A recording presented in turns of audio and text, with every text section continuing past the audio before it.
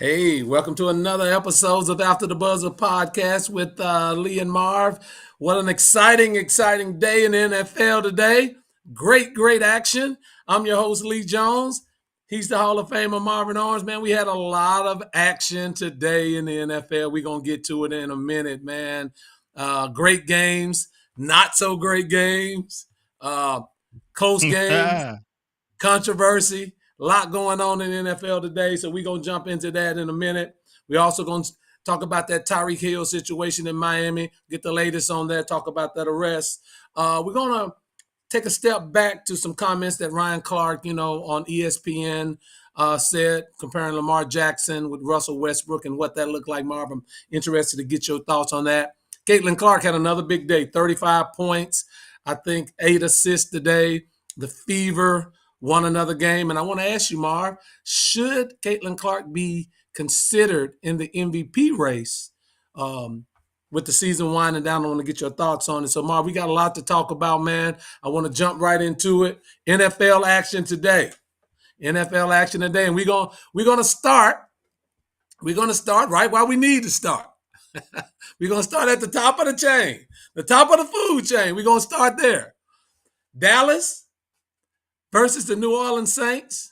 It was a game that I knew was going to be a highly contested game.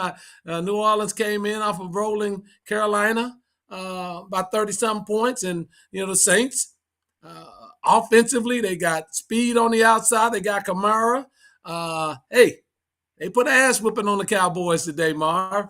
Got out coached, got out schemed. I don't know what the Cowboys defense was doing as far as tackling, but they certainly didn't want to tackle anybody today. So very disappointed in how the Cowboys played today. They looked uninspired on defense, and it looked like that the game plan for the Saints was far more educated and far more advanced than what the Cowboys had. It came out very vanilla, and they didn't tackle well at all. And so that's what happens. And I think the Saints scored on their first 5 possessions, 35 points at the halftime. Just a downright beating, an ass whooping today that the Cowboys took. Mark, what do you think about the game, and what are your thoughts on the Cowboys going forward and the Saints going forward? Because the Saints showed me something today. Yeah, I mean, your voice a little hoarse. I guess he had it rough. Sound like you've been yelling at the TV. So, listen, the NFL season is long, and contrary to what many people believe, I'm not on here to kill Dallas because I mean, Dallas is Dallas, right? This is really nothing new, and this is what I've been saying the whole time. It's listen, in all honesty. I think Dak Prescott probably made the best tackle of the game when he threw the interception on the guy returning. He probably was the only one that made a good tackle today for Dallas. But in all seriousness, Dallas better find a running game. I mean, they got to be able to run the football to have a little bit of complementary football going on. Listen, the recipe to win a Super Bowl in Dallas isn't having Dak throw it 40 times. I think he was close to 40 if he didn't hit 40 today. I don't think that's a recipe for success, especially with Dak. I mean, I think he's proven over the years that that's probably not the where you really need him or want him in order to win football games. They better find a running game in Dallas. Defensively, they were pedestrian. That's all I can say. They were out schemed. You said it best, Lee. I don't think there's really much more that we can say when you take an ass whooping like that. I mean, it just didn't look good. So, the biggest takeaway is that Dallas got to find a running game to complement. Dak will be fine. He'll do what he does during the regular season, and CeeDee Lamb will be fine. He'll do what he does. I think they're going to have to find another receiver as well. I mean, they're going to have to find somebody to kind of step up into that role. You saw New Orleans rolling a lot of coverage towards CD today. I think you're going to see that a lot going forward with Dallas. But, the best way to kind of supplement that is finding a running attack. That's when they were at their best years back when Ezekiel was running it. So, that's what I will focus on with Dallas, but it's just one game. I'm not going to take really too much from it. The Saints played well. NFL season is long. Adjustments are made. Dallas got enough talent to recoup from this, so I think it'll be business as usual moving forward. Yeah, all the good teams lost today. All the good teams. Detroit lost at home. San Francisco lost to Minnesota. We're going to get into that here next. Dallas. I'm not worried about the offense at all. I'm really not. They moved the ball on the Saints. They went up and down the field on the Saints. The one thing that they didn't do, they kicked field goals instead of scoring touchdowns. That's one of the things that they have to correct. But the offense certainly wasn't the problem. The whole problem in the game defensively, they were out schemed, they were out physical. I didn't expect that from the defense. Michael Parsons was a non-factor the whole game, and they took a butt whooping. And look, like I said, it's a long season, and it's just one game. Hey, there's a lot of teams that are 1-1 right now. It's early in the season. I really don't get worried about anything until after the first quarter of the season, and that'll tell you where you are. So I'm good. Dallas lost the game. Next week they have Baltimore, which will be a big game. In the NFL next week, because Baltimore, we'll get to them in a minute, but they lost to the Raiders. So we're going to have to see if the Cowboys rebound the way I think they will. But certainly it was more defensive. The tackling was poor. The coverage was poor, and it was a very well schemed plan for New Orleans. Hats goes off to the Saints. Marv, I want to switch gears to the next game, the 49ers versus Minnesota.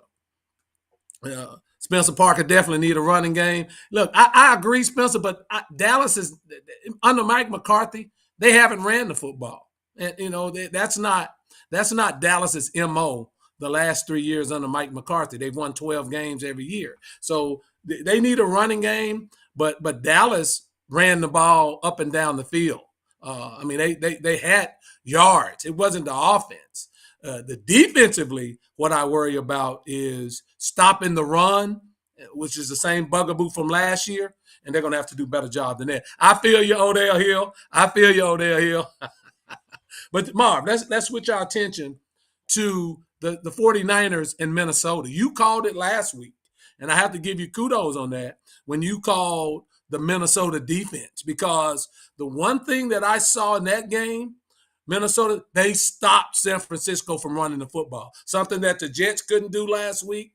They stopped them from running the football, made it a Brock Purdy game. And you know how I feel about it. When you make it a Brock Purdy game, you're not going to win if you're San Francisco. Their offense is predicated on their running game, and Minnesota did a tremendous job. And in turn, you have to give credit. Sam Darnold played an excellent game. He came in. He moved the offense. Once Jefferson got hurt, sort of bagged off a little bit, but Darnold played well. But you called it last week talking about Minnesota. Minnesota, on all three phases of football, offense, defense, and special teams, they played very, very well today. Hat goes off to Kevin Stefanski on his scheme against the 49ers. And that defense, man, Brian Flores had them boys playing hard and really low in the wood. What are your thoughts about the 49ers and the Vikings today, Mark? I mean, I think you hit every point on the head. I said last week that I thought Minnesota was a lot better than people thought. And I think if you can keep saying Sam Darnold around that 16 to 20 attempts, and you can control the line of scrimmage, which they have been on both sides of the football, and you can rely on a defense that creates turnovers, that can stop the run and create havoc. The Dallas Turner draft choice from Alabama, he's been playing well the first two games. He's really athletic. You're seeing it pay off a little bit, but I'm impressed with Minnesota. And, he got receivers that can get open, right? Justin Jefferson, of course, but he spread the ball pretty well. 4 or 5 different guys called passes. So Minnesota is somebody to be reckoned with. I know it's still early, and Sam Darnold, the book has been out on him for a while now, but he's a decent quarterback, and I think the weapons, he's never really had weapons. And I think that you're seeing that they're making him comfortable and keeping him within his wheelhouse and playing good defense. And that's a recipe in the NFL to be able to win football games. Now, are they a Super Bowl contender? I'm not going to go that far, but they're going to be a hard out no matter who plays them. And San Francisco was limited. I mean, Christian McCaffrey's out. I think he's on IR now, we found out. So they were a little bit limited. But, yeah, if you stop San Francisco running the football and you put it in Purdy's hands, that's the recipe. And that's what they did today. So that's why you saw the outcome. Absolutely.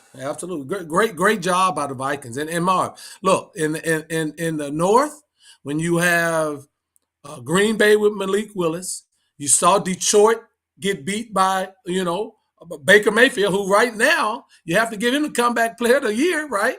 The way Baker Mayfield is playing, and then we'll see what Chicago is tonight with Caleb Williams, but certainly Minnesota has a chance. To your point, limit the throws for Donald, run the football, play good defense. Very similar to how the Pittsburgh Steelers play. That's the way Minnesota plays. Brian Flores, very similar mindset to Mike Tomlin. And hey, that's a recipe to win as long as that defense can hold. And they were excellent against San Francisco. And I haven't seen a team stop San Francisco from running the football like that in a number of years. So hat goes off to the Vikings and what they did today. I want to go to another game, Marv, that was shocking to me today. And it was shocking. The Raiders and the Ravens.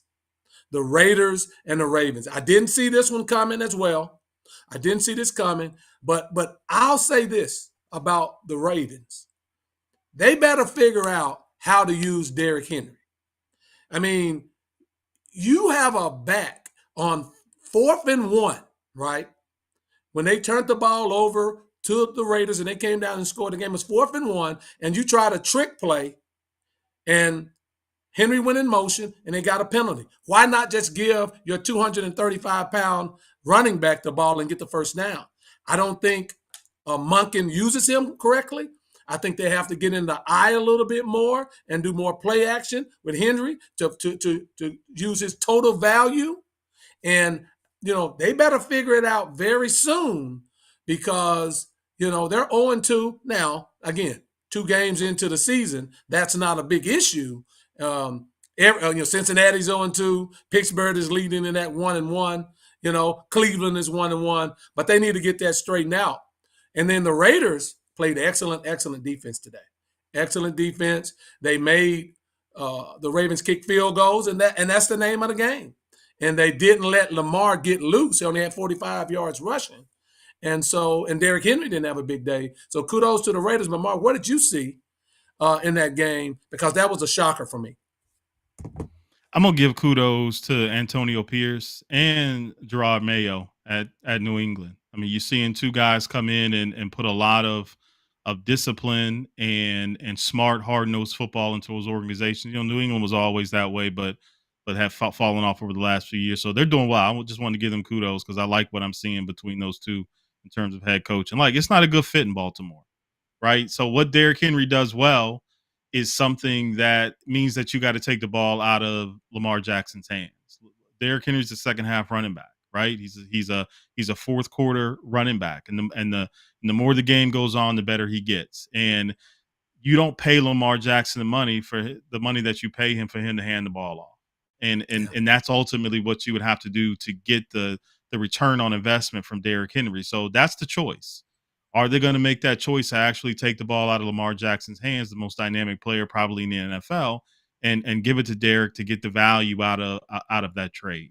And also, it's the same bugaboo that you saw in the first game with them. They were 3 of 11 on 3rd down. I don't know anybody, college, high school, professional, that can win football games being 3 of 11 on 3rd downs and 11 penalties. I mean, 11 penalties will neutralize you in any football game that you're in. So it's the same.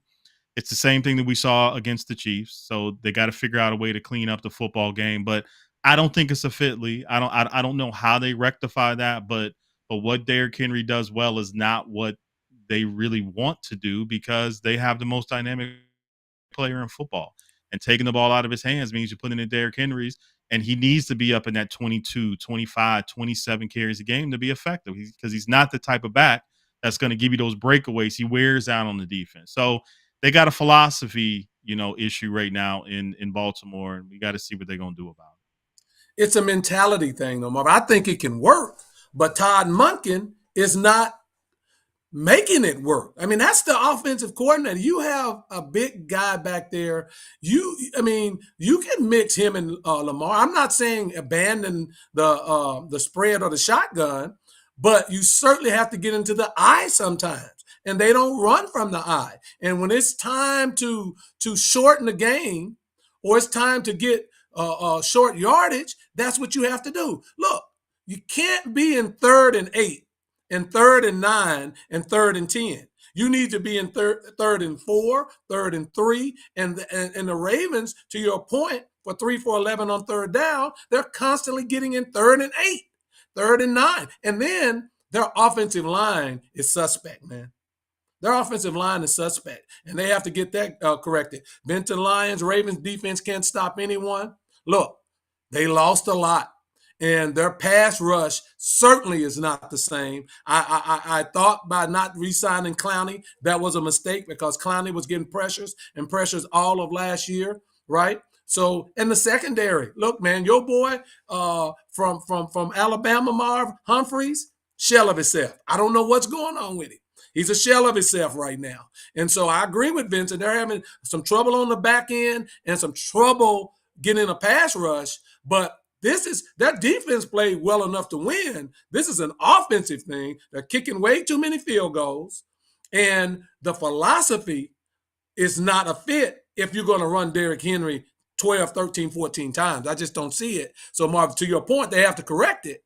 But it's a mentality thing as opposed to I feel that Derrick Henry doesn't fit. Yeah, I mean, it's just that simple. And they got a lot to clean up. They lost some coaches. They're still kind of adjusting to the defensive coordinator as well. But Baltimore got issues, man, and I agree with Vincent about J.K. Dobbins with the Chargers. I don't understand. I understand the injury issues with him, but Yes. he's proven to be valuable as he was before he got injured in Baltimore. I just don't think it's a good fit. I don't know how you bring Derrick Henry's value to what it is with Lamar Jackson as quarterback. One of those have to give. And if you're willing to get that investment back from Derrick Henry, he has to touch the football. And then you're taking it out of Lamar's hands. So, that's a position I wouldn't want to be in as Todd Monken because something's going to have to give because it just doesn't. It looks like oil and water right now. Yeah. Harbaugh's philosophy with the Chargers, right? You're going to see, as you see, he's limiting the amount of throws that Justin Herbert makes. He's shortening the game. That's why J.K. Dobbins has had back-to-back 100-yard games because it's not wide open anymore with Kellen Moore. It's limit. It's run the football. It's play good defense, and that's what he's getting out of it. Monken gotta have a come to Jesus with himself and say you have 235 pounds back there, pound that ball. You can do both. So Chargers, big game next week against the Cowboys. I think it's the game of the week on Fox. That's going to be a good contest. Marvin, I want to switch quickly to the Chiefs and the Bengals. That was a great game today. Kansas City does what they do. You let Kansas City hang around and you give it to Mahomes on the last drive, you're going to lose. You have to put them away. You have to put them away. And, Joe Burrow only threw for 164 yards today. I think Cincinnati left a lot of plays out there on the field. The fumble by Burrow. And you have to beat Kansas City. Kansas City going to stick around. You have to beat them. You have to go out and beat them. I do like Cincinnati's defense. They played a good game, very good game. But I think Cincinnati left a lot to be desired. Not enough targets for Jamar Chase. He only had 6 targets for 62 yards. Just not a well put together offensive game plan. I know they're missing T. Higgins, and they too need to, for Burrow, I think, get the running game more involved as well. But you can't leave it in Mahomes' hands because 9 times out of 10 he's going to win the game. What are your thoughts, Mark?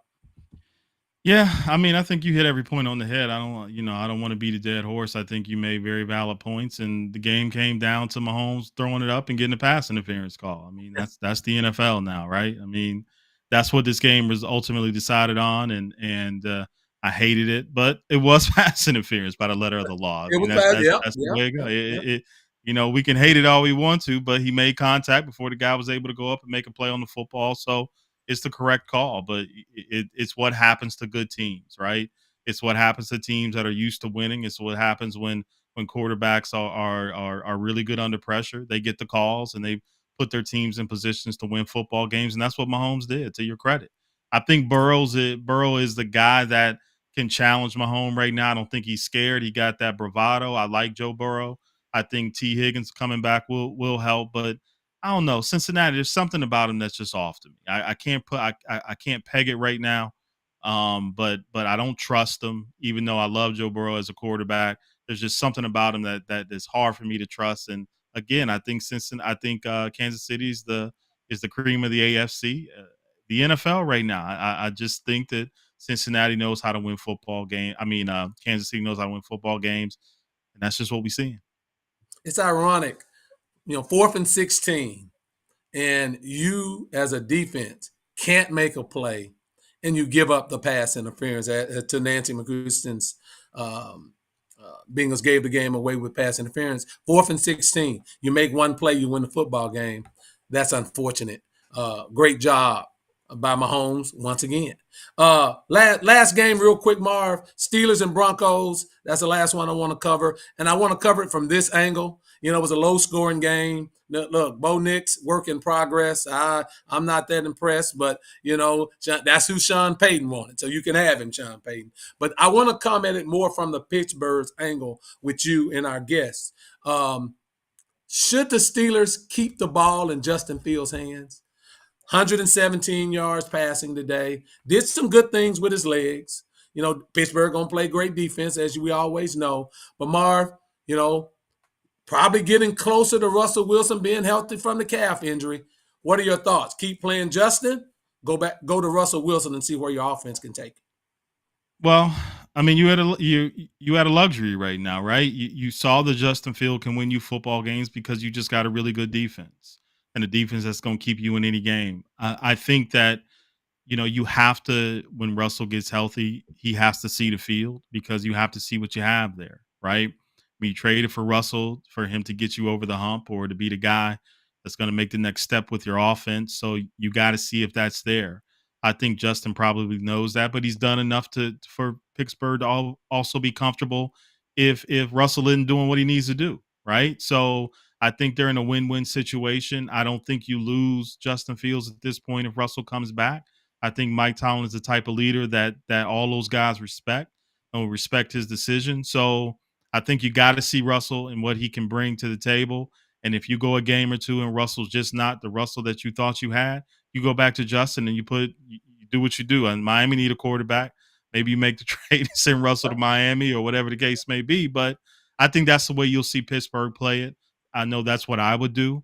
You didn't bring Russell in to sit him, and you playing with with a little loaded deck right now. You won 2 games that you thought maybe you would have went 1-1. So you're in a good spot if you the Steelers. But I do think that Russell sees the field when he comes back.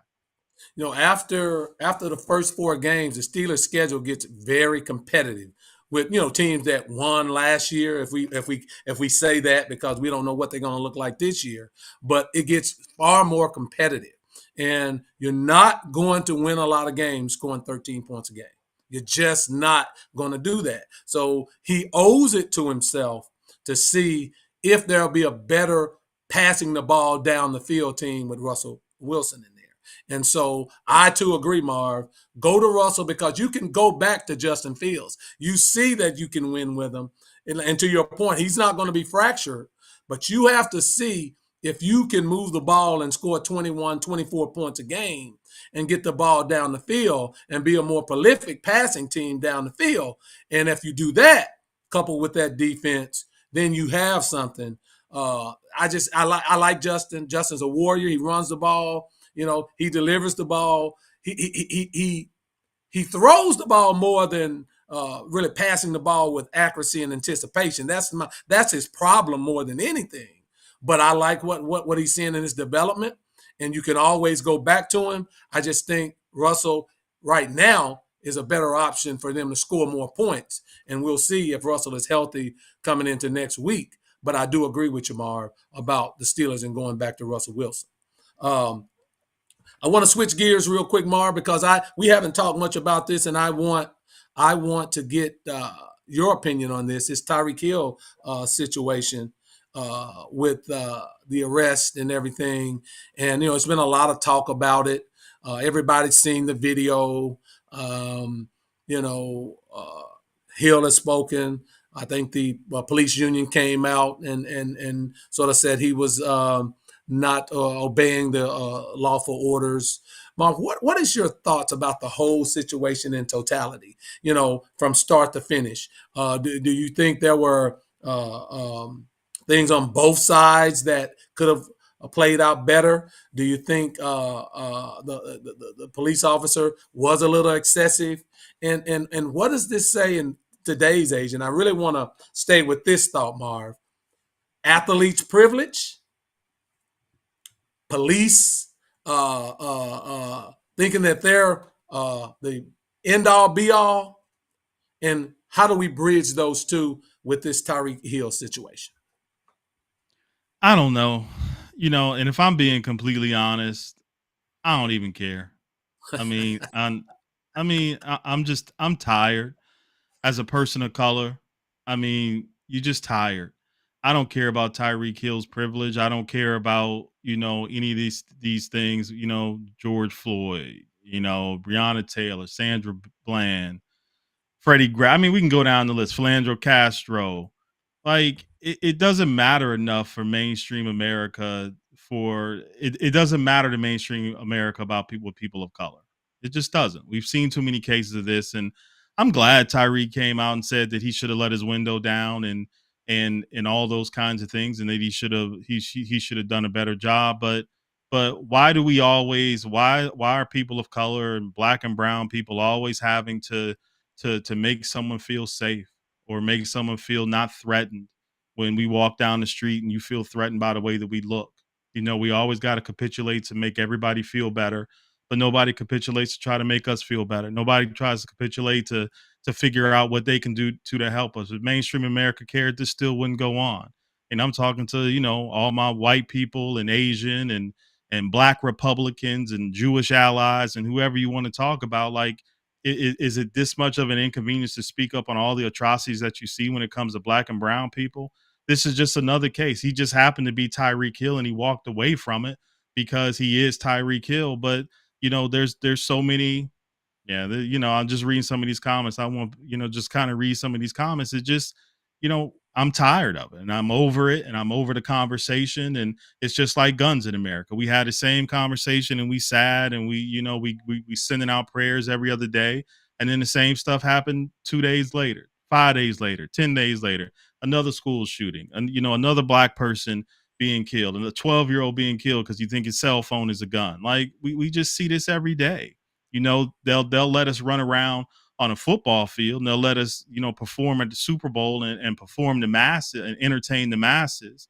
But, if we talk up or if we speak up, we're called radicals, we're called leftists or whatever the buzzword of the week is to make us seem like we're something different or we're Haitian immigrants that are killing and eating pets. Like, it's absurd. So Tyreek Hill is just another one in the long list of black and brown incidents that we can talk about and people that have lost their lives. And I just don't care. So, whoever can make a change, make me think differently, make me care, right? Because I don't care at this point because you've proven to me that you don't. So why should I at this point? Yeah, well said. Well said. Well said. A couple of things, Marvin. I echo everything that you said. Nancy McCuston, nothing new happen. Nothing new happens every day to black folks. The amount of force did not justify the situation, and I'm gonna stick with her. I'm gonna stay right where she's at. Look, we all can agree. Roll down your window, give them your license, keep the window down. Anyone can say that, right? And there's no doubt about it. I think that was a lax in judgment on Tyreek's part. We have to be honest. There's no ifs and buts about that. We have to be honest about that. However, when the police says that Hill disobeyed a lawful order, didn't Scott Scheffler disobey a lawful order too? Didn't he drive around the cone? Didn't he drive around the cone as a police officer was almost drugged? Didn't he do that as well? But he wasn't snatched out of the car and slammed to the ground and handcuffed. That didn't occur to him, So both two very similar situations where lawful orders were, in essence, disobeyed, if the police union would say that. Two totally different reactions, right? And so we have to look at those situations and we have to say, still, you treated the person of color totally different. Yeah, Scheffler got arrested, but he was asked to get out of the car. He was handcuffed briefly, stood up, let him go, and he was fine. He'll have to be face down, knee on the back of his neck, hand in the back of his head thrown back, and verbally accosted. So two totally different situations. And the question, and to what you're saying, Marv, why? Why did it have to be so different? Why did he have to be, roughed up? It was totally excessive and something that, to your point, Marv, America sees it every day. And sometimes athletes think that they have a privilege, our black athletes, that they really don't, because it's all about the view of the person. As they say, beauty is in the eye of the beholder, and the person with the badge and the gun has all the power. Scotty wasn't roughed up. Scotty wasn't roughed up. He was put in handcuffs, but he was not slammed to the ground with a knee in his back and hand around his throat. No, he didn't get that treatment, Vincent. That didn't happen. He was taken to jail. He was handcuffed, absolutely. But taken to jail is different from slammed on the concrete. So yeah, two totally different situations. And to your point, Marv, I echo everything that you said. It's a microcosm of America in itself. It's just I don't feel enough attention was because I believe in comps and comparisons. Those two situations, the police handled it totally different. Yeah, both of them were arrested or obtained, but detained, excuse me. But look at how the two optics of it was. And Scheffler, he literally almost ran over someone. So that's what I'll say in that matter, Marv. It's interesting. I love the comments that are coming in because, we see this every day. And what athletes found out very quickly, Calais Campbell found out, you don't have that privilege when you're dealing with someone who think they have ultimate power. And the police officer certainly thought that they had the gun in the badge, so they didn't care who you were at that point in time. So thanks for your comments, Mark. We hadn't covered that, so I thought it would be something that I wanted to get your opinion on. Any closing comments on that matter? No, I think that you hit it on the head, especially with the the incident with Scotty Scheffler. I think it's just I think black and brown people, the people of color, are just the thing that we're asking for is just humane treatment, right?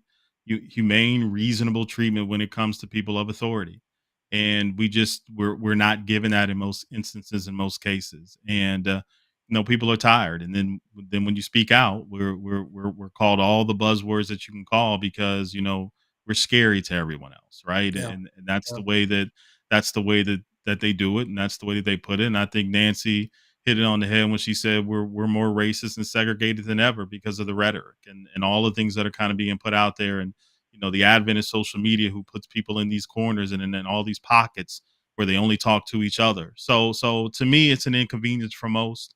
It's something to read and it's something to talk about and it's something to have a post on Facebook about, but nobody really wants to do anything about it when you see it happening every day. Tyreek Hill just better be lucky that he was Tyreek Hill, because it could have ended up very differently. Then they wanted to talk about the fact that the guy had been in a coma because he had another traffic incident. I don't know if people knew about that, but he had another traffic incident that went really, really bad, put him in a coma. They're talking about, it's our responsibility to make officers feel safe. But, officers have a responsibility to be able to de-escalate situations, to speak to people like they have some sense, and far too many times we see that doesn't happen, especially with people of color, where we're treated as less than from the jump, and that's what happened in this instance as well. Yeah. Last thing I'll say, Marv, it's unfortunate that we have to think this way, but train your kids on how to get home, right, Marv? Train your kids, people of color, on how to get home and what to do to make it home, right? And fortunate for Tyreek Hill, he was 1 block away from the stadium and not 10 blocks or somewhere else. You don't know how that situation would have turned out. So great points, Marv. I totally agree. Robert Agee, black folks need to get out and vote, and black athletes needs to stand for something. Absolutely, Mr. Agee. That's That's the call to action right there. Real quick, Marv, I want to talk about this comment that Ryan Clark made, and it was a comparison. He was on Get Up, and he compared Lamar Jackson to Russell Westbrook. And he compared how Lamar didn't rise to the occasion against Kansas City, didn't make the throw to Flowers in the back of the end zone. And he compared it to Russell Westbrook in a game. I think it was in the Western Conference Finals, the one time that Damian Lillard got there. That's another conversation for later. But he didn't make the plays, and Lillard got hot, and he hit the three and sent him home. So he made the comparison that they're very similar, and they're basically saying both of them choked at the highest moment, and they didn't rise to the occasion against the individuals they was playing against. You know, Lamar with Patrick Mahomes and Russell Westbrook with Lillard. Marv, what are your thoughts about that comment that Ryan Clark made? You being a former athlete, and you know, I respect your opinion a great deal. What are your thoughts about Mr. Clark? I mean, I think I know how you probably gonna feel about this, but you know, I don't know if he's so far off. I mean, listen. I like Russell and I like Lamar, but listen, to much is given, much is expected, right? And both of them have a history of putting up eye gouging numbers during the regular season. They have a history, both of them do, of being the best, you know, during the regular season. And when it matters, they're hard to find, or they don't play as well, or they don't do the things to propel their teams to win. Well, you know, Russell is without an NBA championship, and he's had opportunities, and he's without a championship, and Lamar is without an NFL Super Bowl. I mean, he's so I think he was trying to make a point that you're making all of these things during the regular season, but as a quarterback, you're looked at to lead your team to the promised land, especially when you're an MVP 2 times and you're being paid the money that you're being paid. The regular season is great, aka Dak Prescott. It's all good being the highest paid player in NFL history. It's all good, but you got to win. You got to win when it matters. And I think that that's kind of what he was trying to say. And neither one of them have. I don't necessarily like it that he said it like that, because, you know, I like both of them, but what he's saying isn't wrong. So I definitely want to hear how you feel, but I don't think he was wrong in what he said. I'm going to give you a big one on this, Marv. I'm going to give you a big one. I'm going to come all the way up here and bring it down. Trash. That's what it is. Look. Patrick Ewing, Karl Malone, Charles Barkley.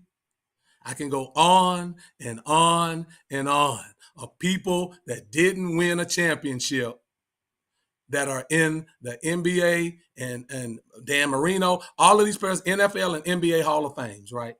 Hall of Fames. You're talking about 2 first ballot Hall of Famers, 2 first ballot Hall of Famers who have had tremendous.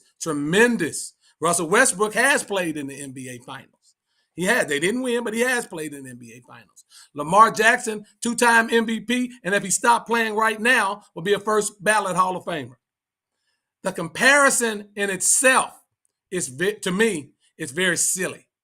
It's very silly. Hey, they running into a buzzsaw right now. Patrick Mahomes. Hey, same way Ewing, Barkley, Malone, Stockton, Steve Nash. You can go on and on and on and on. Didn't get it done because of Michael Jeffrey Jordan. Does that make them small in what they are as great athletes? Ryan Clark, you're not in the Hall of Fame. We know that much. We know that. So, you know, I hate when all these people make these comparisons about all-time great athletes and when they don't know what it's like to be at that all-time great level. You know, to me, that's blasphemy. And that's what I feel about this comment from Ryan Clark. Yeah, you can make it. And in a nutshell, you can say, okay, that has some semblance. But you know what? Comparing Russell Westbrook to Damian Lillard been to 1 Western Conference Final. Has nothing to do with Russell Westbrook. Russell Westbrook, a first-time All-American. Damian Lillard, that's first of all, that comparison is terrible. So I don't know why he pulled that out. No, he was The Lamar, talking the comparison with Russell Westbrook with Damian Lillard was that Russell got so emotional against Dame Lillard, and when it came to crunch time against Dame Lillard, it was only one person he was waving him bye-bye because he was making the shots that mattered to move his team on, and Russell was stinking up the joint. I think did that's he kind make, of what he was trying to say. did Damian Lillard make the shots this year with Milwaukee? Look, I don't want to hear Hey, that look, Damian Lillard man. stuff. Damian Lillard it's ridiculous. It's ridiculous. That comparison, Damian Lillard and Russell Westbrook, that's ridiculous. The Lamar Jackson to Pat Mahomes, that's Jordan and everybody else. Unfortunately, right now, Lamar Jackson, 27 years old, so he still has time. But unfortunately now, he's ran into the Michael Jordan of it. But to minimize who Lamar Jackson is in that way, I think that's trash. I hate the comparison. And, Ryan Clark, look, man, I know you got the new money. I know you got new money from ESPN. It's cool. You got to come out with some stuff. That's cool, too. I think it's trash, though, Marv. I think it's trash. I want to get into our last one because our last topic for today, because I really want to hear this from you, and I want our viewers to chime in on this. Caitlin Clark, 35 points today, 8 assists. The Fever in sixth place going into the playoffs. She's had a tremendous season. Very good second half of the season. Lead most assists in a WNBA season all time. My question is, and I don't think she will ever get. She may get a vote or two, but do you think Caitlin Clark should be considered for WNBA league MVP in some capacity, Mark? I mean, considered, sure. Considering, where she started, the target that's been on her back, what she's done, broke the all-time assist record in a single season. Seeing the improvement that the Fever have made, she's 19 points, I think, 5 rebounds, 8, 9 assists. She's somewhere around there a game as a rookie. The attendance that goes along with her games, the notoriety she's brought. She's done a lot for the women's game. So consideration, sure. But she ain't gonna sniff the award. But consideration, absolutely. How do you not consider her? We all know it's a foregone conclusion who gonna win the MVP. She probably putting together the best statistical season in WNBA we've ever seen. But from a consideration standpoint, I don't have a problem with it. Because I think she has outplayed expectation considering where she was and all the things that we were saying about her. She got comfortable. She figured the game out a little bit more. So I think she's in consideration for the MVP, but she won't sniff it. She's not even the best player on the team, Mar. She's not the best player on the Fever team. I don't know if I can agree with you on that one. Kelsey Mitchell is the best player on the Fever team. Look, she averages more points. She shoots a higher percentage. She shoots a higher percentage from field goal percentage and from 3-point percentage. Well, and she's the go-to player on that team. Now, Caitlin is remember, I know you get. Let me let you finish, but remember, she's benefiting from a lot of open shots, and she's benefiting from playing with somebody who gets all the attention offensively. So she doesn't get she's good, but let's pump the brakes because she really is benefiting from being Caitlin Clark's teammate and being set up in positions to succeed. That's what a good point guard does, and she's elevated her game to be able for you to be able to say that she's the best player on the team. You wouldn't have said that last year. You didn't even know who she was last year. So give Caitlin Clark some credit to put her in that conversation. I give her some credit. But let's be honest, Marv. This second half push, this winning streak, Caitlin has played very good during this time. But Kelsey Mitchell has been the driving force of these wins. And look, I like Caitlin. I don't have a problem with Caitlin.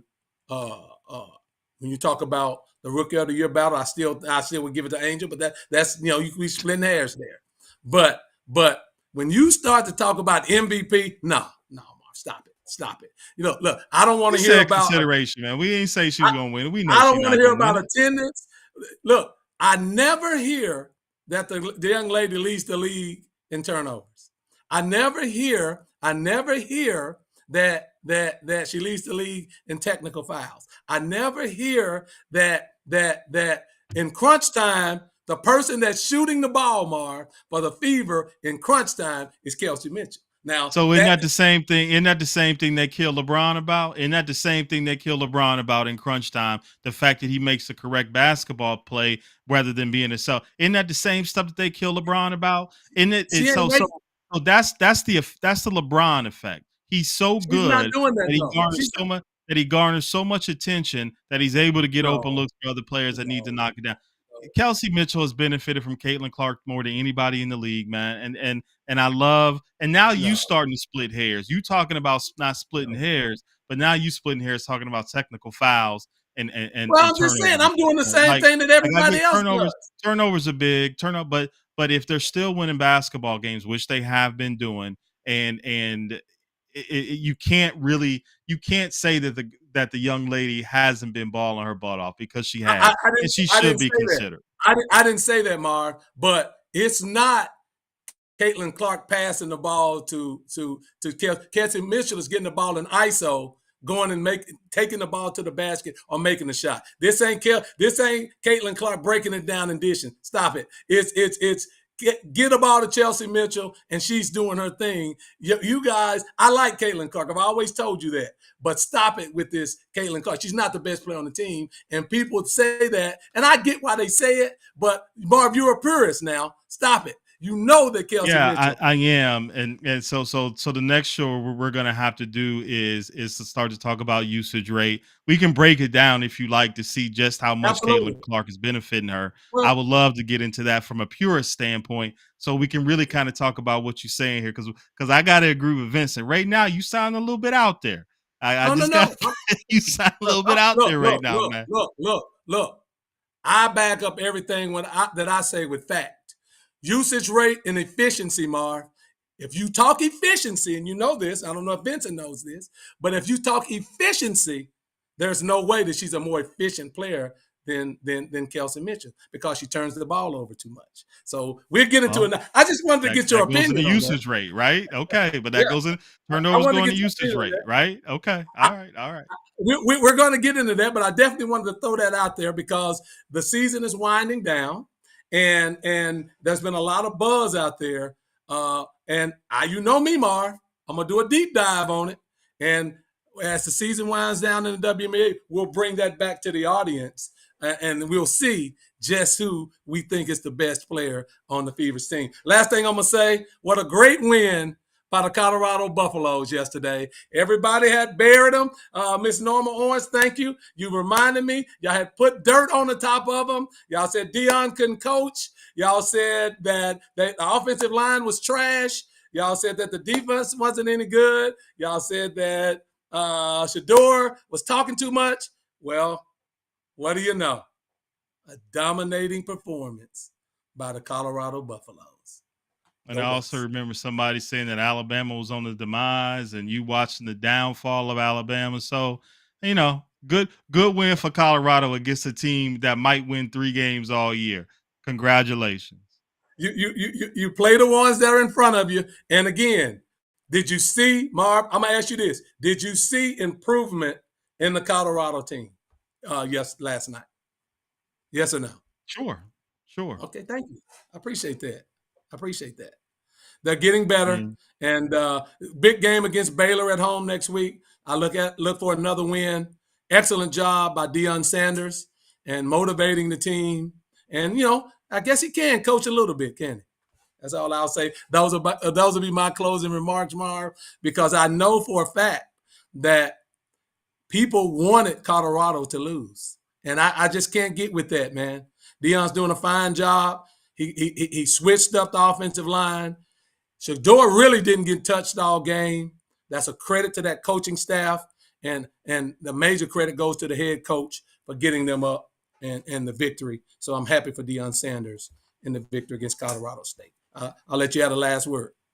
No, I'm gonna let. I know you need that today, considering how bad the Cowboys looked. So I'm gonna say that I don't think that statement that you just made about Colorado is going to age well. But this week, it's a valid statement. So I'm gonna give it to you, and I'm gonna end it on that. All right. Hey, thank you guys. We love the comments. We love the interaction. This is how we do it every week, Saturday mornings at 10 o'clock. We'll recap the day. We'll preview the day. Excuse me. On Sundays, 6:45. We'll recap the NFL day. Thank you for taking this ride with us. Please like, subscribe, comments. Keep the comments coming. This has been a great show. I'm Lee Jones. He's the Hall of Famer, Mr. Basketball, Marvin Orange. We'll talk to you next week.